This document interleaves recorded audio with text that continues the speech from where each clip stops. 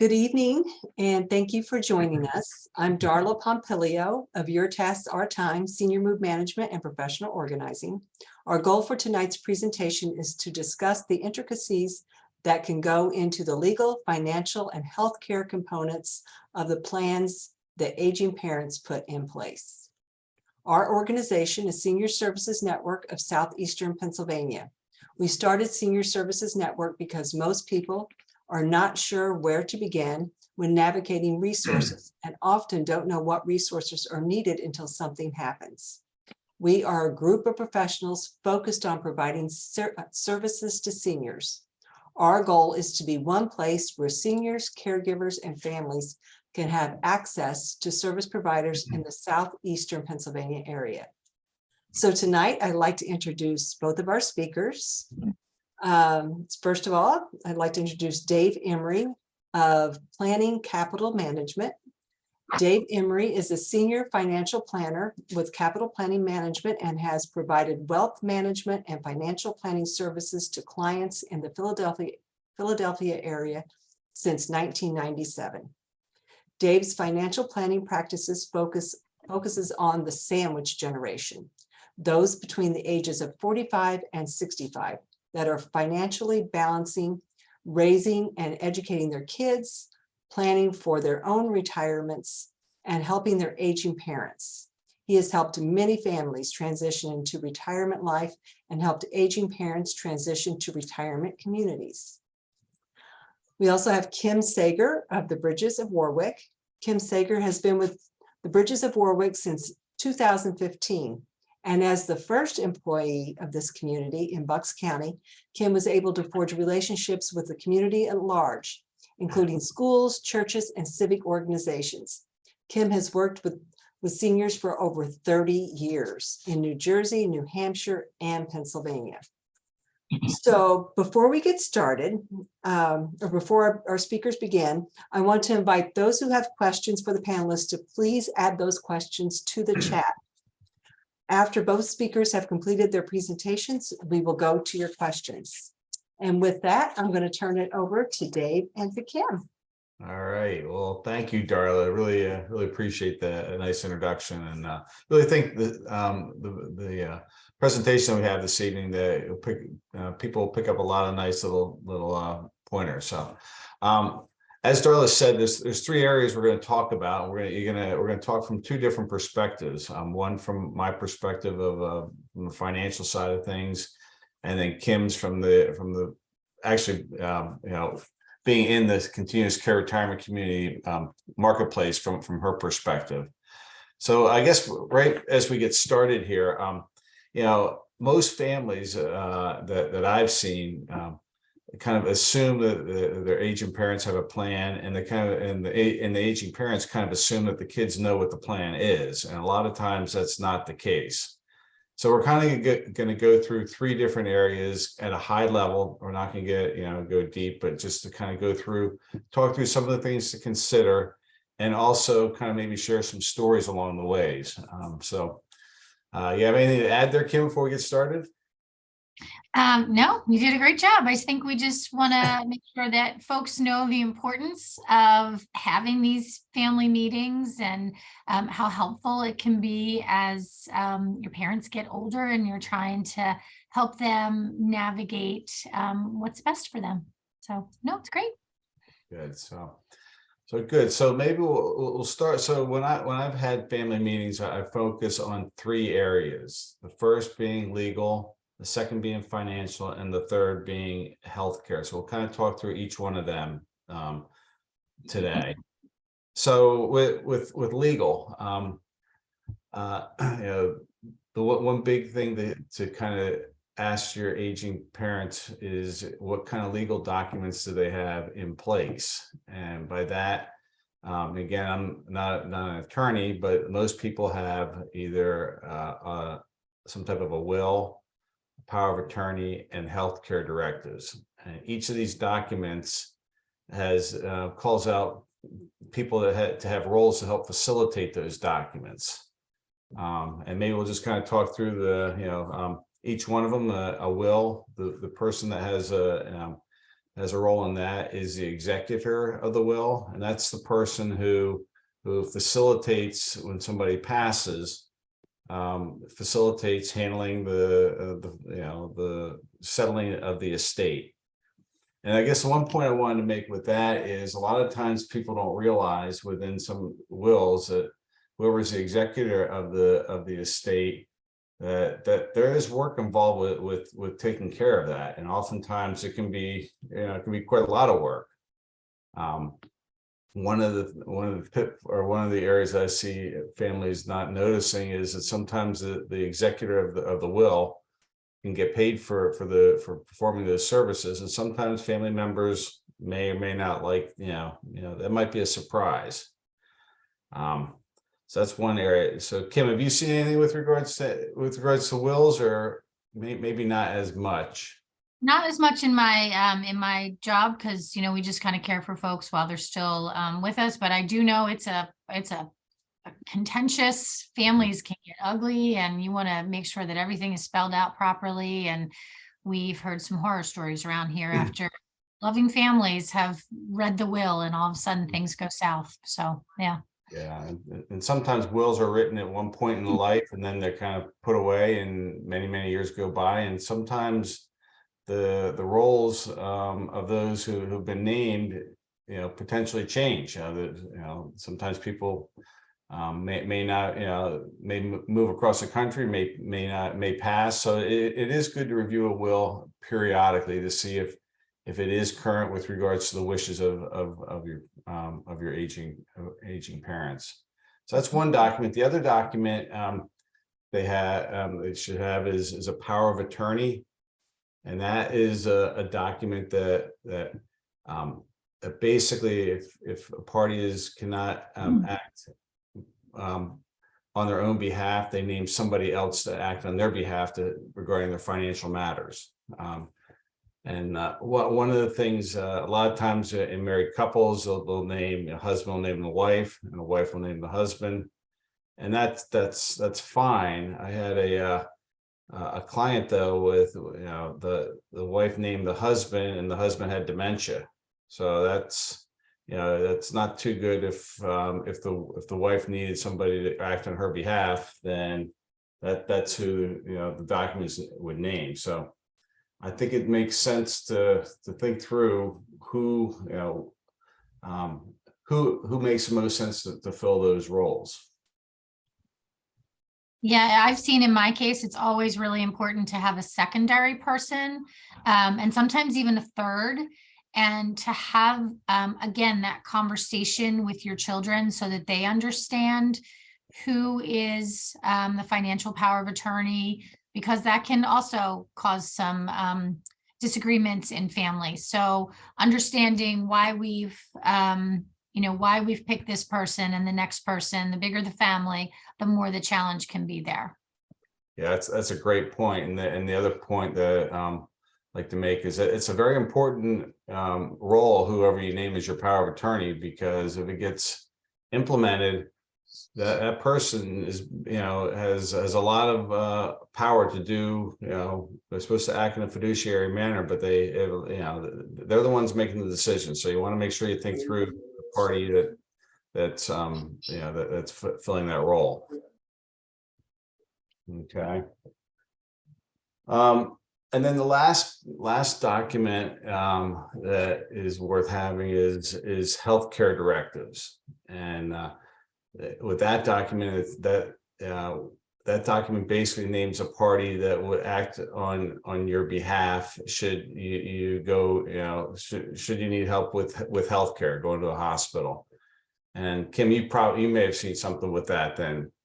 Yeah, I'm happy to talk about this part. Yeah. So incredibly important, especially if you have mom and dad, and they just lovingly say, well, it's mom makes all the decisions, or dad will make the decisions for mom. But then what happens if the decision is overwhelming for mom? Because it's okay to go in as a spouse and say, in a hospital situation, I'm his wife, I'm her husband, I want to make the decisions. But then if they can't make those decisions because they're just overwhelmed by the situation, if there is some dementia, if mom or dad has changed, God forbid they're both in a situation, you know, you don't think of this, but heaven forbid mom and dad have an accident or something, who's going to jump in and make those decisions? And you have to be very, very upfront about what your wishes are. And so that healthcare power of attorney, they're steering the ship on how your care is going to continue when something has happened to you. Mhm. So you want to make sure. A lot of families, there is one person that is very, very good with the financial end. Great, make that person the financial power of attorney. And then there's a person that is more able to manage the healthcare decision making, make that person the healthcare. It doesn't have to be the same person. Quite often it is different siblings. If there's two siblings, you might have the one is the financial backup with the other healthcare is the one backup. So it's really important, and things happen and people will say, oh, you know, I'm perfectly healthy. We're perfectly healthy. But then something happens and you really don't want to have someone else making your decisions for you. Great point. I guess just kind of in general with any of these roles, with any of these documents, I think it's really important that the parties that have been named in these roles have an understanding of what the responsibilities and what's going to be expected of them when, you know, should they, these documents be implemented.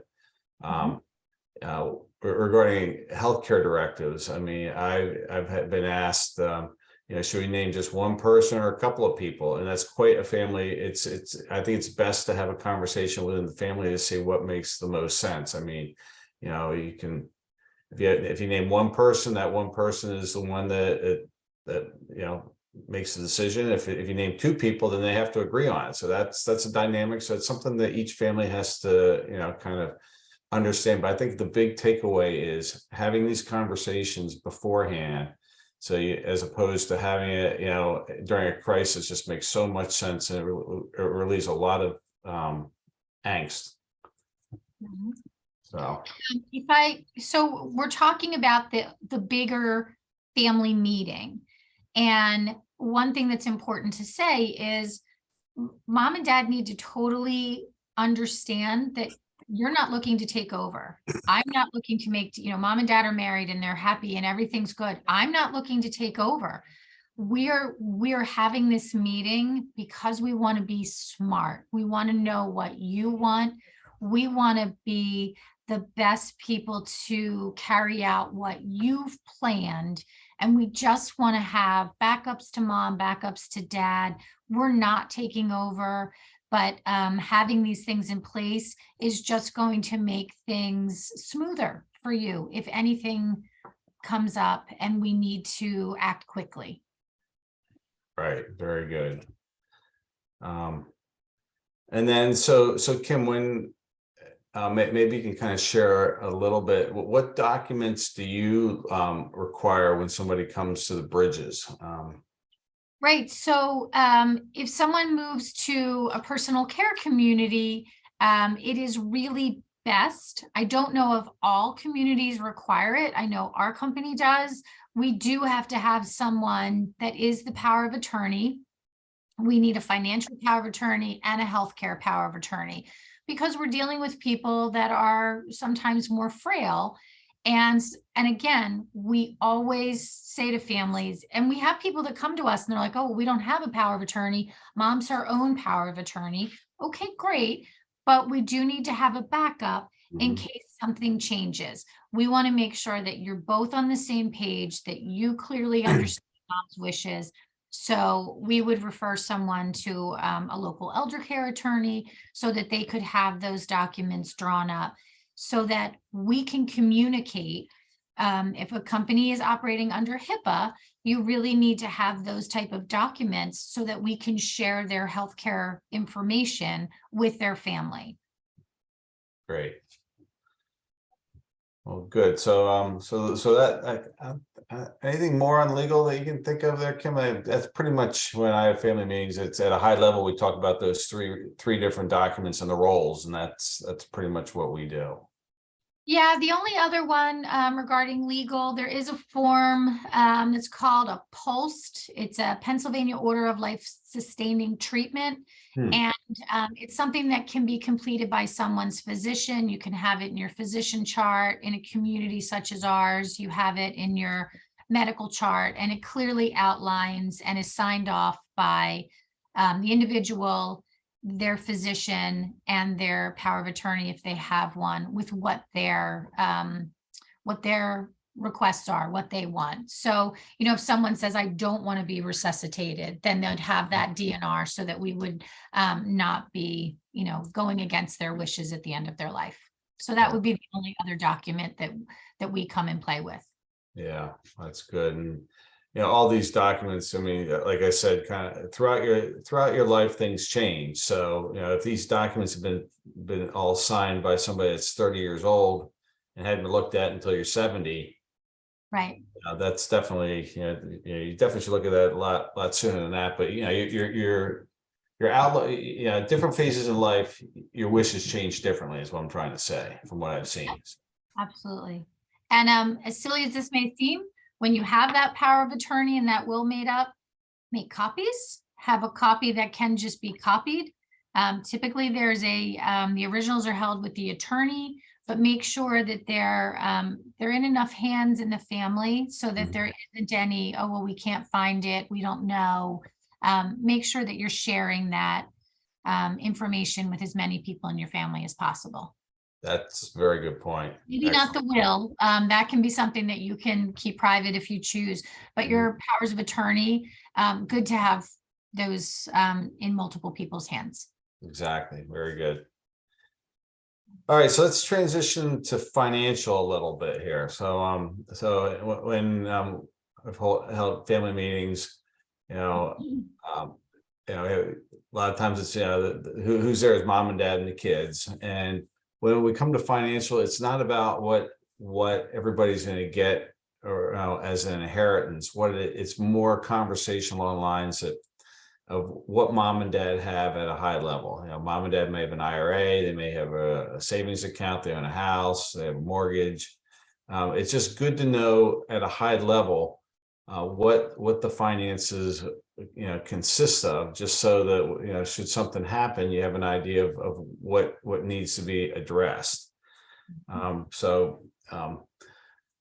within that context of talking about the financial piece, I think it's also good to talk through who would serve the role if mom and dad need help with regards to taking care of their finances in general. Is there somebody who will be the financial coordinator? Would it be somebody within the family or an outside, a trust department or somebody else? But who would that be? Just so the family has an understanding of something happens, what needs to be done. Okay, you have anything to add there, Kim? Yeah, so I think really important in this financial, the financial part of a family meeting. And every family is going to approach this differently. In my family and I say this to families that are looking at our community all the time, you worked hard for when you needed it, and this is it. So if you need care as you age, that's why you worked hard, and this is what you saved for when you needed it. But you have to have that honest conversation, because sometimes there's children that are like, well, no, I need my inheritance. And then there's the kids that are like, no, I don't want anything, mom. I want you to spend it. I want you to do that. So actually having a meeting before you need to, when someone is younger and healthier, can be so helpful.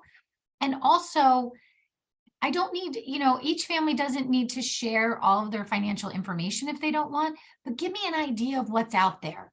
Because heaven forbid something happened. How many banks am I running to? And is there, who's your financial planner? And so a really quick little story. I have a woman that lived in low income housing that currently lives in my community. Her son came to me 5 years ago. Mom was living in low income housing and she needed care. And he said, I can't believe this. I finally got to look through my mom's finances, and my mother said to me, I don't know what this bill is, but your father told me to always pay it first. Well, here it was a long-term care plan with enormous amount of money in it, lifetime. She literally went from low-income housing to one of the nicest apartments in the Bridges. So, your family just needs to know those things. Like, don't worry, I've got a long-term care plan. I've got this, I've got an IRA here. Here's my financial advisor's information. They don't need to know all the nitty-gritty if you don't want to share that, but don't leave people blind just trying to figure things out. Right. Very good point. The other point, Kim, I forget what maybe I might be jumping around a little bit, but you had mentioned like give the mom and dad grace to spend the money. I forget what you made a point last time we were chatting about that.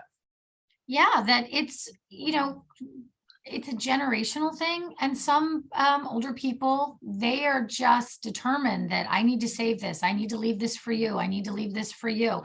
Well, there needs to be that, Mom, I'm okay, and if I'm not okay, it's my, it's the situation I put myself in, not you. They need to have the understanding that you're okay, and give them the grace to just be able to use their money for themselves and for their care. And that's really important for them to know that. I also use, and that's kind of more into the healthcare part, it's Right. giving people the understanding that if you can't take care of me, it's okay. And I don't need you to, and I've planned for this. And that's where the financial end is. I've planned for this because I want you to live your life and know that I'm going to be good. So Right. it's okay. Yeah. Well, Yeah. good.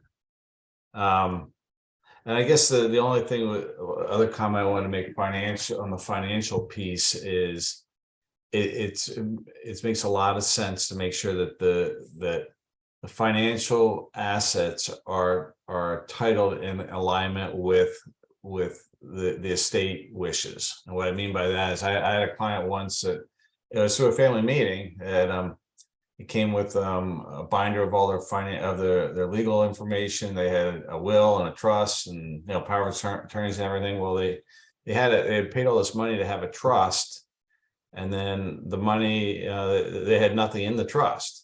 So I mean, it's just that's my point being is that they did not, they spent all this money on legal, on setting up a good legal estate documents, but then they weren't using them because they hadn't gone and made sure that the wishes of their assets were titled correctly in their trust. So that's why it's kind of good just at a high level to understand what mom and dad have, and just so that so you don't run into those pitfalls. So. Yeah. Okay. And just, another thing on finances, if mom and dad talk to you about what they want to do for caring for themselves as they get older, there's a lot of different options. There's communities where you need a very large sum of money to move in, and it's more of a life care community. There's communities such as mine at the Bridges where we're a month-to-month community. So it's good for mom and dad to understand, do they want to move into one of those big communities where there's an investment there, but they'll be there for much longer and they feel comfortable. But what does that mean versus a community where, well, we're going to stay in our home for as long as we can, and then when we can't, we're going to go to a community that can serve our needs then. So that's an important financial distinction as well. Very, very good point. Maybe that kind of leads a little bit into the healthcare, the aging, kind of an aging plan. So with regards to healthcare, what I've typically brought up at family meetings is exactly kind of where do you want to live, what does your life look like as you age, what resources are help, if you need help, what does that help look like to help you, and who will be giving it. So the story I like to tell is what this one family meeting I had. It was mom and dad, and there was 4 kids. And the kids were a daughter and 3 sons, and the daughter was living with mom and dad, and she was the caregiver for mom and dad. And it's like, well, where do you want to age? Well, I want to continue to age in my house. And it was a split level house, which was, right then it was okay, but you got to climb stairs and things like that. And so, we talked about, you can get a very, caregiving is a high degree of burnout. I mean, it's a lot of work. And we said, yeah, that's, mom and dad want to age in the house, and daughter was fine being the caregiver. And we asked, well, what happens if the daughter can't continue to give care or doesn't want to? And I'll tell you, boy, Kim, you should have seen the body language in the room. I mean, because the rest of the sons are like, well, I don't know. I mean, because a lot of times caregiving goes to just from what I've seen. You can tell me, Kim, if I'm wrong, but a lot of times it's a woman that does a lot of the caregiving. Yeah. Yeah.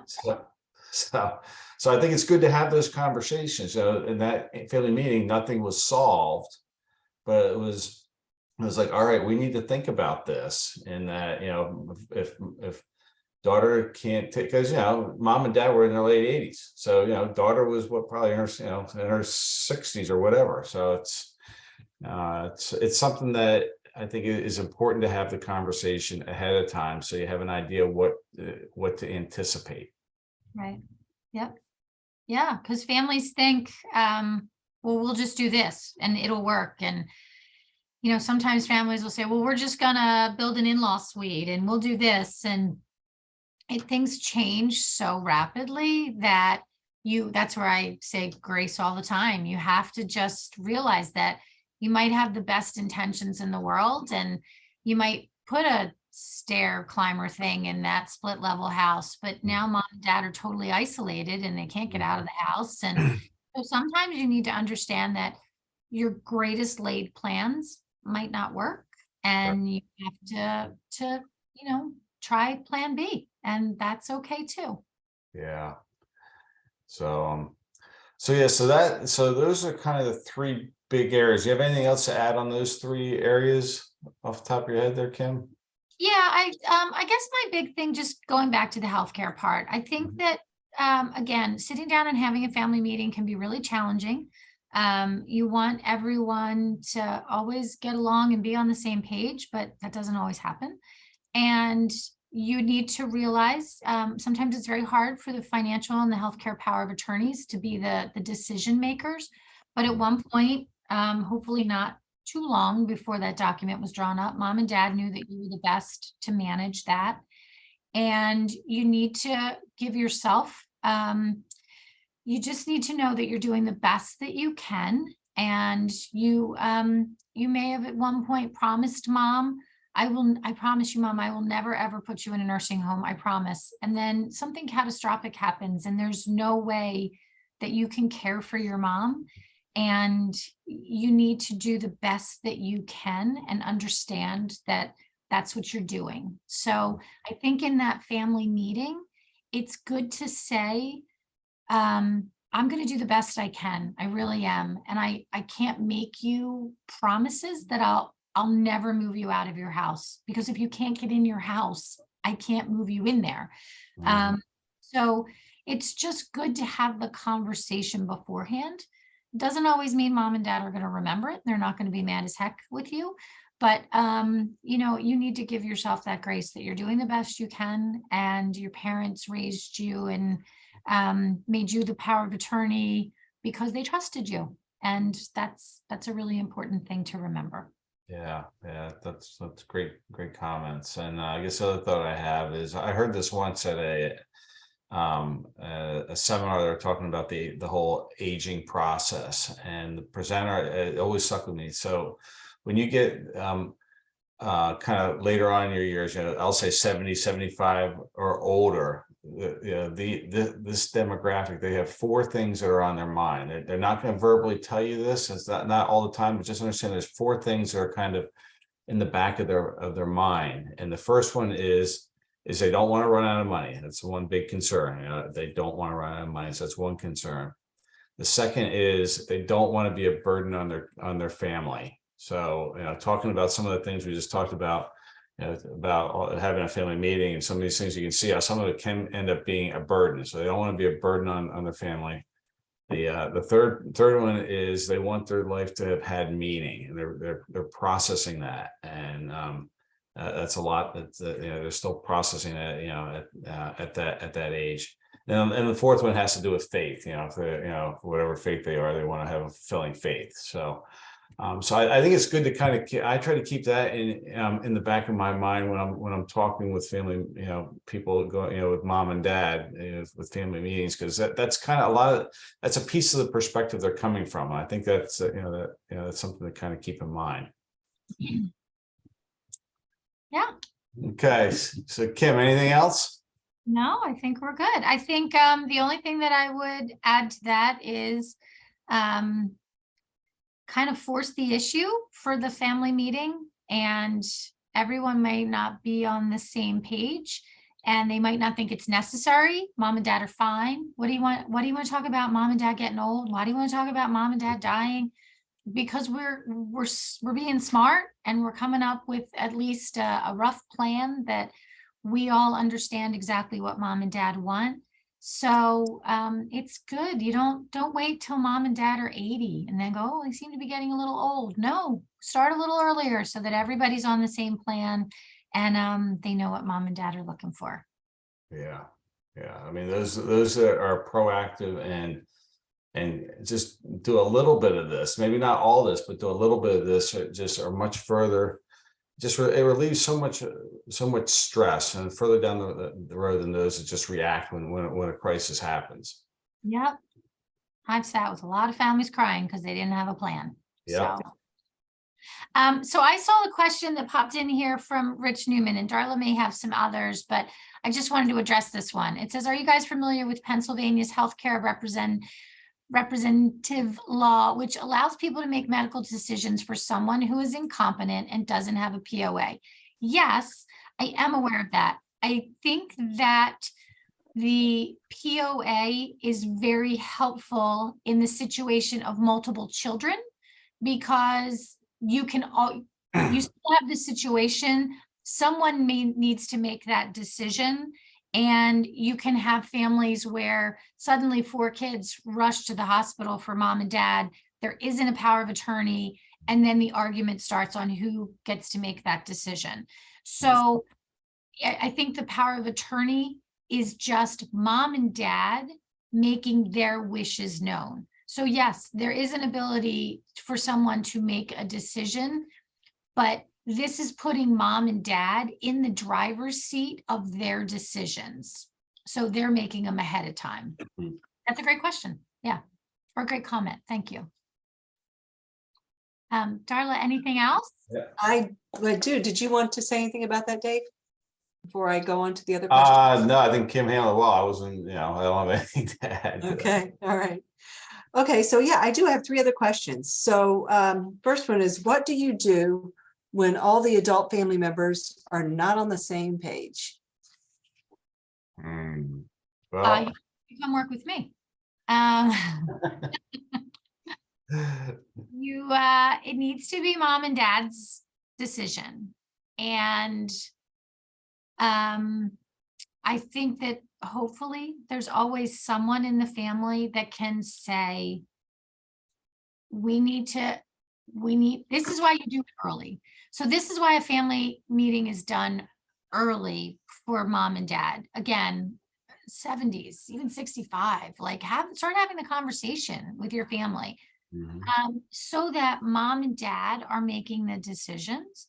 Because if you get much later with mom and dad, then the kids could be emotionally making decisions that are not what mom or dad actually wanted. So I guess it's, planning is the wonderful part of having a family meeting. When you don't have everyone in a consensus, then if you're in a family meeting, if you're at that point of it, then it needs to be deferred to what mom or dad wanted or they want. And sometimes step away for a bit and say, okay, let's step away from this. This is a really good start. let's make a promise to get together again next month and chip away at a little bit more of this. And maybe, you can come to some type of consensus when you've stepped away and you're all still talking to one another. So, Dave, I guess I've seen it where having a family meeting, like some people, like let's say you have a family and there's four siblings, and it's like, well, one or two is like, I don't think it's important. I don't need to be part of it. And I think it's okay to to kind of give them space and it's okay that they're not if that's how they feel. But a lot of times I think it's also a process where, and like Kim said, give a little bit of space. And if it's positioned from the perspective, this is, we want the best for mom and dad. We want to honor their wishes and just have an understanding of what they want, so that if things do happen, we can implement. So, right. Yeah, definitely. Okay, thank you. And next question is, what do you do when parents aren't willing to share their financial information? that is a good question. What do you do? I mean, I think it's just, I think it's just kind of important just to have an idea. I mean, you don't need to know the actual numbers, but just kind of having an idea of what they have. I mean, I can tell you a story where I had a client whose mom lived in Florida, and it was a second marriage, and I know it lived down in Florida in the second marriage, and I guess she passed, and he didn't know anything about her, anything. And I went down there, was just going through her apartment, looking for papers, and so it just it's difficult from the standpoint if mom and dad don't want to share information. It just potentially can create a lot more work for people once you pass, I guess. What can you do if they don't want to share information? I guess, I guess I'd say it's a process. I mean, you just gotta meet them where they're at. So I would chime in one thing on that. It's generational with our 80 and 90-year-olds right now. They don't talk about money. So they don't want their kids to know that. There are amazing services that people can partner with and say, okay, mom, you're really not paying your bills right now, and you're not getting things done that need to be done. And I'm fine that you don't, for some reason, don't want to share this with me and don't want to let me take this over. But there's senior money managers, and you could, work with one of them to have them take care of mom or dad's finances. So bring in that third party. There's one that we've worked with called Day-to-Day Financial, and they will work with families. So they're basically taking care of everything for mom and dad, but then they're working with the adult children as well, so that not giving them information, especially if mom and dad don't want them to, but giving the adult children the peace of mind to know that all of mom and dad's money is not just getting squirreled or, in coffee cans in their basement. So sometimes bringing in a third party can be really helpful in that situation. Okay, thank you. And the last question that we have is, when is a good time to start these conversations? Tomorrow.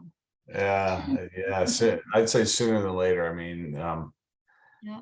The one comment I'd make about that is what usually happens is a crisis happens, and then the conversations happen, and that's not, I mean, and then there's strife, and it just, time to have it is sooner than later, before you have a crisis. Yeah, I honestly think it's something, like you're qualified for Medicare. It's time to have a conversation with my kids. Mhm. Time to have a conversation with somebody. And again, it's, if you complete a power of attorney, it's not saying you're taking over everything. It's just saying, heaven forbid something happened to me, I have planned. I'm not just leaving things up to chance. And, unfortunately, you can't everyone knows someone who, he was such a great guy and somehow he passed away at 65. He retired and he died the next year, or he had a stroke, or we all want to live healthy and safe into our 80s, but we also need to be prepared in case something changes. So that's a really good, I really feel you go on to retirement, you start getting Social Security, have that meeting with your kids. I don't need to tell you how much is in every account, but I got a little here, I got a little there, and at least start the conversation. Make it something you do every couple of years, not some big production. Make it something that you do every couple of years, and make it just, hey, just checking in, just like you check in with your financial planner every once in a while. Just check in with your family, and this is what we're thinking, and we still agree with what we wanted. Our last wishes were 10 years ago. We're still on the same page now. So yeah, as soon as possible. Okay, well, thank you so much, Kim and Dave. It's really great advice, great presentation. So before we close, I'd like to highlight our next, our upcoming presentations. Our next webinar is December 14th on what to do with mom's pet with Linda Reeder and Diane McGee. Then in the new year, on January 18th, our topic is avoiding scams and hackers for seniors. And that's with Anita Campbell and Dennis Mahoney. So we do have a very short 3-question survey that we would very much appreciate you completing.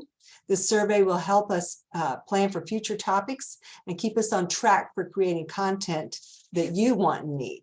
Finally, we are happy to answer any questions about what we do and invite you to check out our website. If you have any questions about this evening's presentation, please feel free to reach out directly to our speakers. Until next time, we look forward to hearing from you and hope you, your family, and loved ones will join us each month. Thank you.